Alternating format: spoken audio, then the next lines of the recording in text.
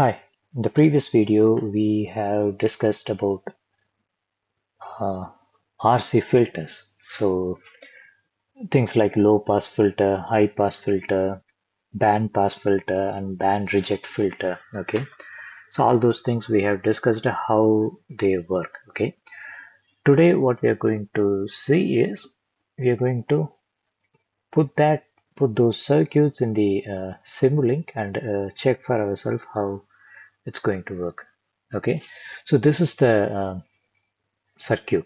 Okay, this is the circuit corresponding to low pass filter because here we have the resistor and here we have the capacitor. Okay, so this video I'm not going to search every elements in the library and then pull it and give the connection. Instead, you have this circuit. Okay, now I hope you know how to connect all those things. So what I'm going to do is I'm just going to explain what each um, component is and from where you can by what name you can identify, sorry, you can search and get it. Okay, yeah, okay, maybe I need to open the library, so let me open the library. Okay, I have it here. Let me make it little small and put the library over here. Okay, so what are the things we have it in this circuit?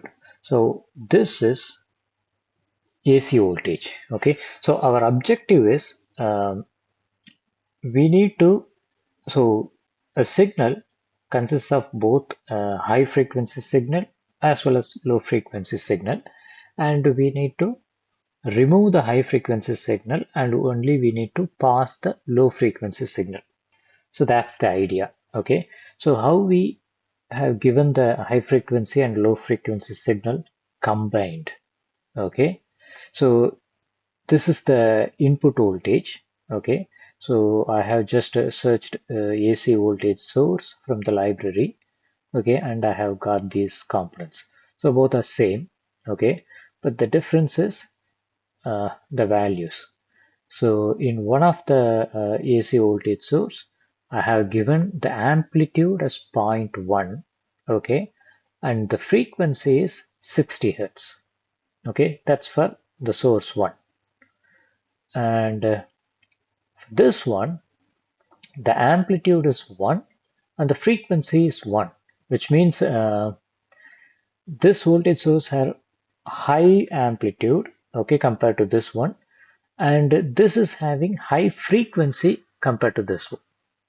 Okay, now I have connected with this one in order to measure what is the voltage between these 2 points, across these 2 points.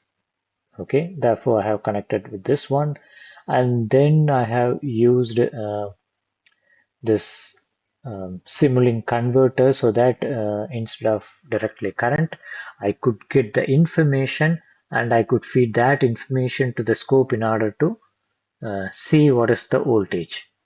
Okay, and then since it's a low pass filter, I have to put resistor here and the capacitor here. Okay, uh, right, and then what I have to do further is I need to measure the voltage across these 2 points. So therefore I have a similar arrangement like this here as well, right? Okay, so the voltage sensor and then this simulink converter, and both these voltages are connected to the scope in order to view the results. Okay, and one more thing we need to do is we need to give the electrical reference. So here we have put the electrical reference, and then in order to solve we need to use this solver configuration. So this is solver configuration. Okay, so we have all these things, and I have told what is the value I have given for this AC voltage source and this AC voltage source. What are the values I have given for the resistor? Let's check. So for resistor, I have put the resistance as 1 ohm. Okay, so here I can choose the unit. So here I have chosen unit ohm and the value 1. Okay, so that's 1 ohm for resistor, and for capacitor it's I have chosen zero point 0.1 farad. Okay, zero point 0.1 F. Now for these values, what's the cutoff frequency? So the cutoff frequency is 1 by RC. Okay, since R is equal to 1 and C is equal to zero point 0.1, then 1 by RC is equal to 10. Okay, 10 hertz. So which means if there is any signal below 10 hertz, it will allow. Okay, if it's above 10 hertz, it will attenuate or reduce. Okay, that's what it's going to do, which means uh, this signal, okay, which is having 60 hertz. Okay, the cutoff frequency, remember the cutoff frequency is 10 hertz. So it has 60 hertz, which means this particular signal will get attenuated, where this signal, okay, which is having 1 hertz, okay, and that will just pass through. Okay, so let's run it and see the results. Let me run it. Okay, so has got completed, and now let me click on the scope, and here is what we have the result. So this blue one is the input voltage. Okay, so the input voltage which we have given, which we have measured across these 2 points. That's the input voltage. Okay, and the other one is the output voltage, which is these across these 2 points. Okay, let me open the results once again. Okay, and if you see, this signal, which is the input signal, consists of both um, 60 hertz signal as well as 1 hertz signal, and the 1 hertz signal is having the amplitude of 1 volt, and the 60 hertz signal is having an amplitude of 0.1 volt. Okay, so therefore it's that 60 hertz signal is causing these zigzag things. Okay, and this signal, if we kind of average out, we will have 1 hertz signal, and this yellow one is the filtered one.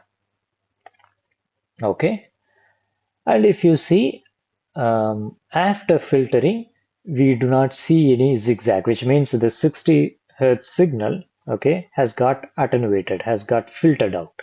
Okay, but the 1 hertz signal is still there. Okay, it's still there.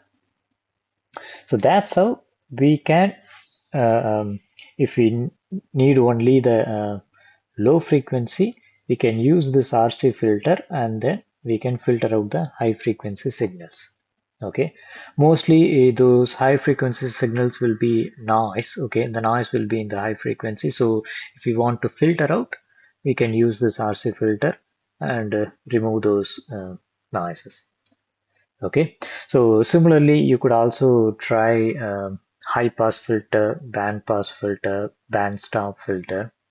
Okay, and to give different voltage sources with different frequencies, and check for yourself. Okay, consider that as an exercise. Okay, hope you understood the RC filters. Um, right, so as I said, try other filters as well, and get the understanding more. Okay, thank you.